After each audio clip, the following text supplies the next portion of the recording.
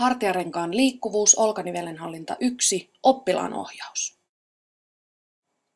Istu selkä tuolin selkänojaa vasten. Painopiste tukevasti molemmilla jaloilla ja pakaroilla.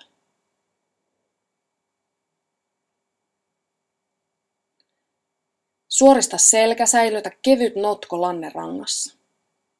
Aseta myös kaularanka neutraaliin asentoon. Anna käsien roikkua rentoina vartalon sivuilla.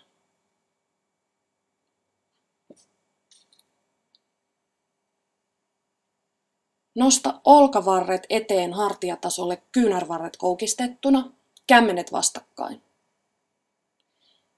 Vedä lapaluut tiukasti yhteen säilyttäen selkärangan hyvä asento. Kierrä käsiä ulospäin niin pitkälle kuin liikkuvuus sallii. Säilytä asento ja hengitä normaalisti.